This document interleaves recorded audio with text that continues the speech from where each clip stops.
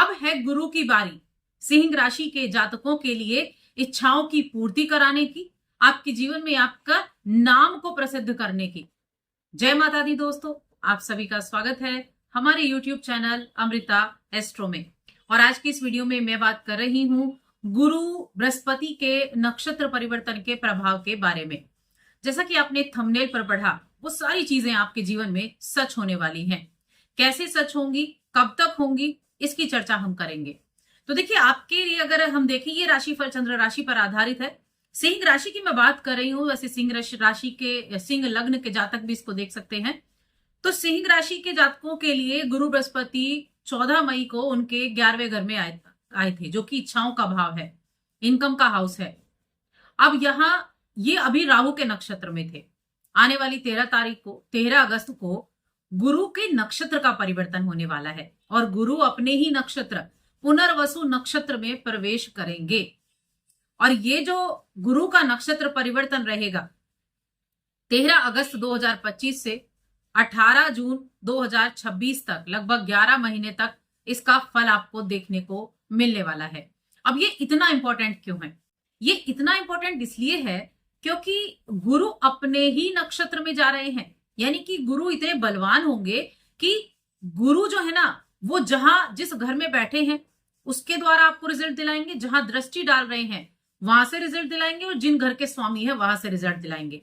तो वो कौन से रिजल्ट हैं, किन किन क्षेत्रों में है, क्या क्या चीजें, किन किन चीजों पर उनका सीधा प्रभाव होने वाला है, इसकी मैं चर्चा करूंगी। आगे बढ़ने से पहले छोटा सा निवेदन है, चैनल पर पहली बार आए हैं तो चैनल को सब्सक्राइब जरूर कर लें। देखिए, गुरु बृहस्पति की बात कर रहे हैं। पुनर्वसु नक्षत्र जो है, आप अगर नाम देखें पुनर्वसु, यानी कि पुनर्निर्माण करना, फिर से बसाना, एक नई चीज की शुरुआत करनी, एक बार फिर से शुरुआत करनी, ये पुनर्वसु नक्षत्र होता है। और गुरु बृहस्पति को हमारी कुंडली में सबसे शुभ ग्रह कहा गया है। कहते हैं गुरु की दृष्टि अमृत के समान होती है, जहां दृष्टि डाले वो अमृत बन जाता है। अब गुरु यहां सिंह राशि के जातकों के लिए अगर आप देखें तो आपके 11वें घर में बैठे हुए हैं, जो कि इच्छाओं का घर है, आमदनी का घर है। और यहां से इनकी दृष्टि जा रही है आपके पंचम भाव पर, जो शेयर मार्केट का है, कला से जुड़ा घर है, शिक्षा का है, संतान का है, प्रेम का है।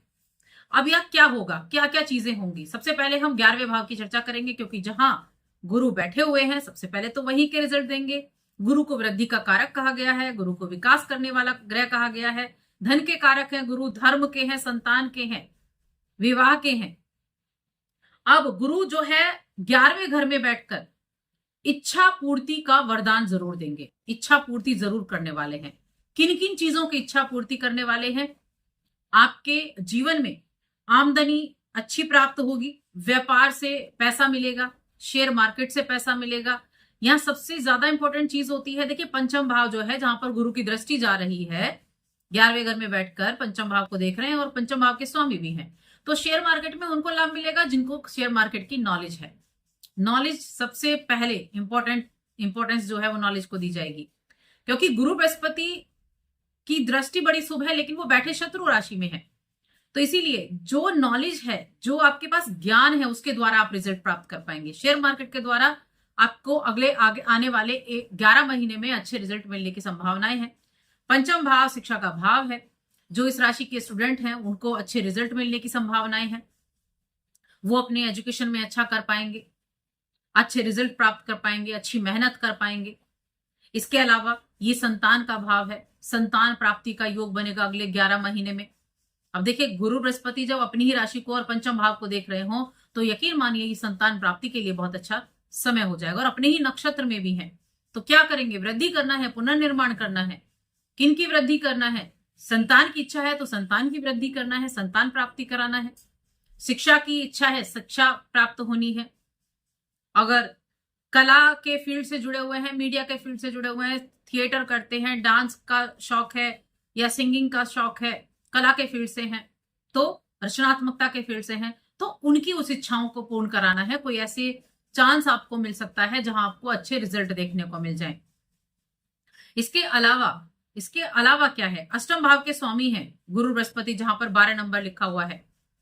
अष्टम भाव के स्वामी हैं तो अचानक से धन लाभ के योग भी बनेंगे, क्योंकि इनकम के हाउस में बैठे हैं।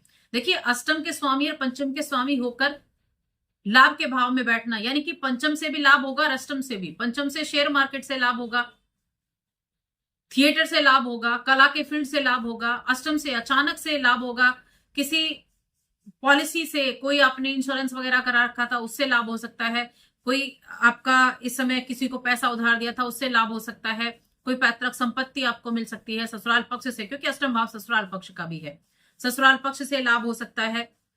रिसर्च आप कर रहे थे, रिसर्च डिपार्टमेंट थे, रिसर्च का भाव भी अष्टम भाव है, तो वहां आपको फेम मिल सकता है, वहां उसके द्वारा आपको नई अपॉर्चुनिटी देखने को मिल सकती है।